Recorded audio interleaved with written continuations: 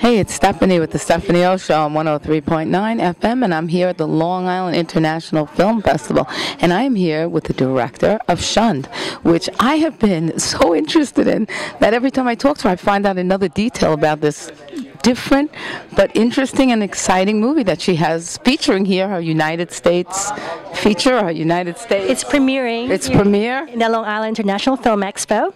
It premiered in Italy, world premiere in Italy, and now it's now here. And this is my home, so I love it. It's premiering here. Oh, that's wonderful. So tell us a little bit about the movie.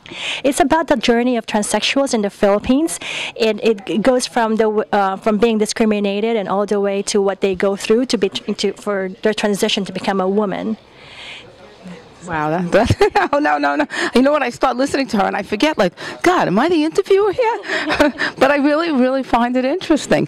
What was the most unusual thing that you found out while you were doing this movie?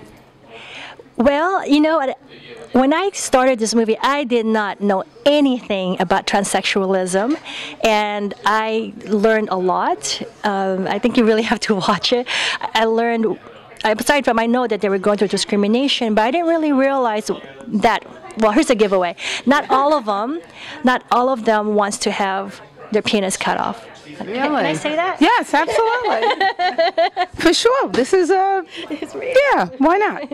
Yes, not all of them wants to have that change. See, I didn't even know that a transsexual has the surgery. I wasn't sure if that's the transition or they just transition to be a woman and they continue keeping their body as is. Well, they believe they're a woman. So in a man's body. Right. So, but not all of them wants to have that part. They still, some of them want to have, they still value having the man part. It's just that, they don't want to change that. They're happy with how they are. Right. So it really varies. We get a lot of gambling. Like here in America, a lot of the transsexuals do not want to change. Right. And they don't take so much hormones. Not like the Philippines. The Philippines, they do. They do. Why is that? You know what? I asked a tough question. Yeah, well, the reason is because pageants are such a big thing in the Philippines. It's like the football of the Philippines. Everybody's into it. Pageants, okay. Beauty pageants, and so with it's epitome of beauty. Right. So they think well that's how. If I just be like that, then I'll be more like a beautiful woman.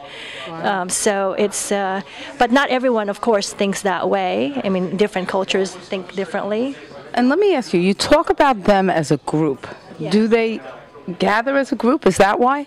It's interesting how you speak about them. That I'm curious to know if that's how they do it. Well, in the Philippines, it's more of a community. So they're not spread out so much. That's one of the questions that's been asked of me is, well, how come in here we don't see so many transsexuals? Right. And I think it's also, for one, it's not as accepted. And second, there's not a big community as it is back in the Philippines. In the Philippines, it's you know who the transsexuals are, right. And well, yes, they still do face discrimination, but however, there's also that support within the community. So within the transsexual community. Wow. Well, I thank you. I thank you for telling me. I'm coming back. I told you I will be here Sunday. I'm not going to miss this film. That is for sure. Stephanie. She said it. I mean it. And everybody knows out there when I say something, I mean it. It's Stephanie with the Stephanie O Show on 103.9 FM LA News Radio.